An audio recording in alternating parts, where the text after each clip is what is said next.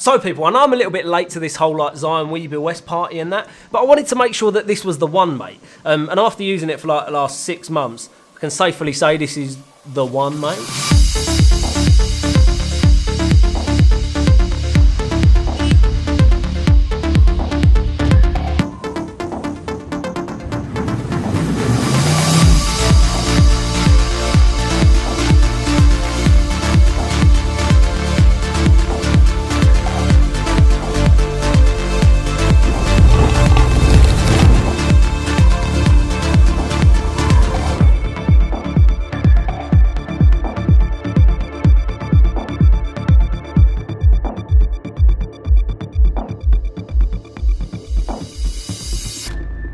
What's going on, you lot? I hope you're all sweet. Yeah, mate, so the Zhiyun Weebill S, I was actually one of the first people to get this gimbal like nearly 6 months ago, and I've used it on countless amounts of client projects, travels. It's literally been all over the place now. Now, I don't want to blow too much smoke up its arse, but you lot know me. I've had the Crane, I've had the Crane V2, I've had the Crane 2, I've had the Weebill S, I've had the Crane Plus. I've literally tried every single gimbal that Zhiyun have come out with, but finally I feel like Zhiyun have literally come out of a gimbal that is like almost faultless. There's only like a few things on it that I do think it can improve on, and I'm going to come to them at the end of the video. But yeah, mate, overall, this is the best gimbal I've ever owned. Now, we all know that the Weebill S has basically inherited everything that the Weebill Lab had, but it has got these massive new motors on it, which are like just silly strong. The original Weebill Lab was not as strong as the Crane 2, but this thing, I genuinely think this thing's actually stronger than the Crane 2. Now, there's a lot more clearance when it comes to the frame of the gimbal. That allows us to whack on much bigger lens and camera combinations. For example, like the A7S with like the 16-35 G master glass, like Zhiyun haven't even like come out with an actual payload amount for what this gimbal can hold, which I think is a little bit annoying because you don't actually know how much it can actually handle. But this thing honestly has held pretty much everything I've thrown at it. It can even hold like cinema cameras like the Pocket Cinema 6K, the Z-Cam, and I'm pretty sure it's going to be able to hold like the Red Komodo when that comes out next year. Now, let's be honest, every single one of my reviews ain't like typically very like technical and that. I just keep it low level. I'm going to tell you about my experience using this thing on all the different shoots I've had and what it's actually like to use in the field. I'm not going to get all Einstein on you and tell you how many pixels it's got. It hasn't got any pixels. Now, the main thing for me, obviously, is form factor. The most annoying thing when you're traveling is like setting up gear. For me, setting up gear is like my pet peeve. When I get to location, I just want to get set up and get going, mate. Get shooting, especially when you're like struggling for light. When your whole production is like ticking in terms of time because the light's going down, but you want to catch a golden hour like really efficiently. You just want to be setting up super fast. And everything about the Weebill series is like super efficient, super quick to set up. And for me, spot on, mate. Now, we've obviously got the locking mechanisms, which allow you to lock all of your axes into place. And when you're traveling, honestly, this is a godsend. You're not having your gimbal like fly about when it's hanging out your bag. I always leave my gimbal like attached to the side of my bag so I can just clip it and unclip it. And the fact that these are locked in makes it so much easier to lock onto my bag. Each axis isn't like flying about all over the place and whacking me in the back of the head when I'm like hiking up a hill. It just locks in, mate. Simple, stays quiet. You don't have to tell it off. Now, something that the Weebill Lab had that I wasn't that bothered about, but I am bothered in the Weebill S,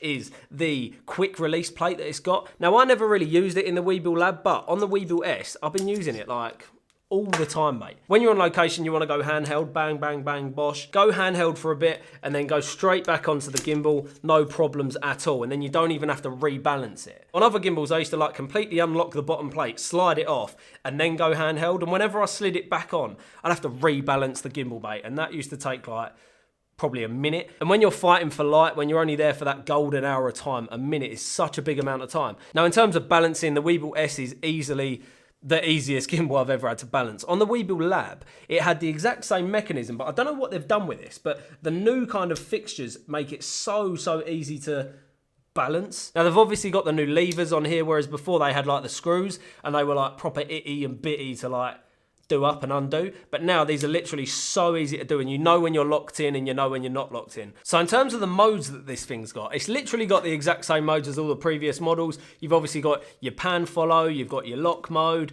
you've got this go mode, which I personally don't really think is that practical. I can't really see an actual situation where you're going to be using Go mode. I feel like it's a bad version of handheld. I'd much rather go handheld than like shoot like this personally, but you know, you lot might like your old like seasickness and that. So yeah, I'll let you do whatever you want to do. Obviously, we've still got the front trigger, which allows you to go into full follow mode. One of the things that annoyed me about this gimbal originally was sometimes I didn't want to hold the trigger. Like I wanted to hold it here and still be in follow mode, but thankfully they've updated it so that you can actually change the function button so that you literally press it once and then it's in follow mode. So thank God they've sorted that out, because that was actually doing my head in for quite a bit. So yeah, bosh. We all know how POV mode works, mate. You can obviously use your roll axis, and I've been using this a lot actually on the shoots. Now previously on Zhiyun gimbals, the POV mode was like okay, it didn't feel like too strong and stable, but on the Weebill S, it just works like butter, mate, and I think that's simply just because the motors are that much stronger. Obviously we've got Vortex mode, you double tap POV mode, and there you go, mate. Bosh. We all know this mode, don't we? It's definitely overused. Not that I use it. Now, I've obviously got Sling Mode on this thing, mate. It's an absolute game changer when you want to do low angle shots. But for me, I mainly just use Sling Mode for when I'm actually like walking from location to location. Holding the gimbal like this is so much more comfortable than like walking upright with a gimbal like this where you put in all the stress on your bicep. I mean, like, I'm not saying that like my biceps ain't strong. Like, that's not what I'm saying, but it is just so much more comfortable to like hold a gimbal like that down at your waist instead of like walking along with your arm up like this for like a good 20 minutes. So yeah, mate, Sling Mode just to like sling about and your arm while you're walking is peng. Now, a massive thing for me on this new gimbal is the fact that you can change all of your parameters on the gimbal itself. So your speed, your smoothness, your deadband, you can literally do it all on the joystick. You don't have to get your phone out and like jump on the app and then like connect up, like sod all that, mate. You can literally just do it straight on the gimbal and it's so much easier. Another thing we've got on the gimbal is something called auto tune. Now that basically allows the motors to like feel how much weight's on the gimbal and like where it should send the like power to what motor or something. I'll be honest with you, it goes well over my head. But basically it prioritizes different motors to allow the gimbal to work at its like best potential, essentially. Now, in terms of the follow focus for the Weebills is so nice, so small, compact, sleek, and it doesn't like massively bulk out the front of your camera, which is really important for me. I don't really want like a massive follow focus setup. It's so small, so simple. It's one cable and it feels so nice. It just works, you know, like some of them things that just work well, and the follow focus is exactly that. But hold your horses, people, look. Zhiyun have also just come out with this new image transmission module. Now, we all know what image transmission is. It transmits the image. They've made like a trans mount, which allows you to neatly clip it to the bottom of the Weebill S, and then all you have to do is connect up the cables, whack it into your camera, and you can get a legit 1080p transmission to your phone. You can then use your phone as a motion control, almost like mimic system, so whatever you do with your phone, it will essentially do with the gimbal as well.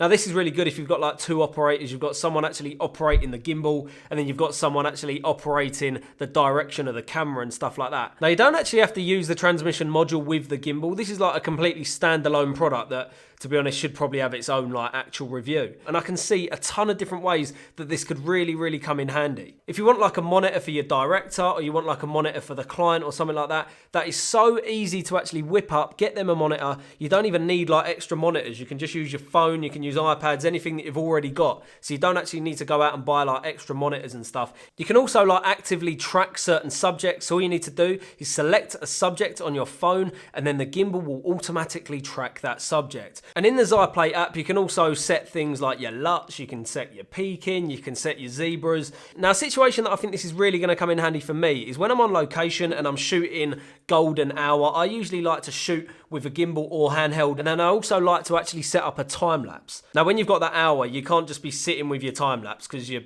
basically only going to get a time lapse throughout that entire hour of time. Usually I'll set up my time lapse and then I'll go shoot with my gimbal. But now I can set up my time lapse, whack the transmission to my phone, and then I can shoot with my gimbal throughout that golden hour, and I can keep checking my phone to make sure my exposure's right, to make sure that my camera is still rolling on the time lapse. So I can check on both of my different cameras without having to run over to my time lapse camera every 10 minutes to make sure it's still running. I can just leave that be, check my phone when I'm shooting with this.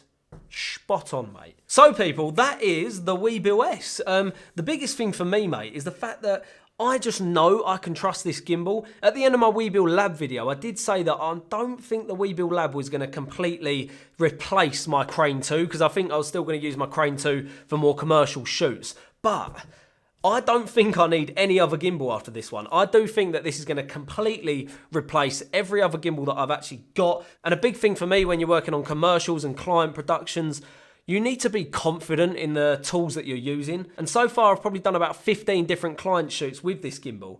And it's just been super solid the entire time. There really isn't that many bad things I can say about it. Now hold on people, it wouldn't be right just to blow smoke up this thing's arse for my entire video. One of the things that I don't actually like about this gimbal is when you go in inverted mode, I still sometimes like to use inverted mode over the sling mode. But I've noticed if the gimbal is like completely vertical like this, my pan follow doesn't work, and it is on pan follow, it's not on lock mode. But as soon as you like tilt the gimbal ever so slightly, your pan axis then works, but when it's up top, it don't work. But I'm sure that will get changed in an update. So yeah, man, that was like the only thing that I could find with it that I just didn't like. Anyway, people, I hope you've enjoyed this cheeky little video, and some of my shots give you like a good idea of what you can actually achieve with this gimbal. Let me know in the comments if you've used one of these and you've had like not a good experience, because I almost like want to find something on it that faults it. There really isn't anything that I can think of that really kind of lets it down.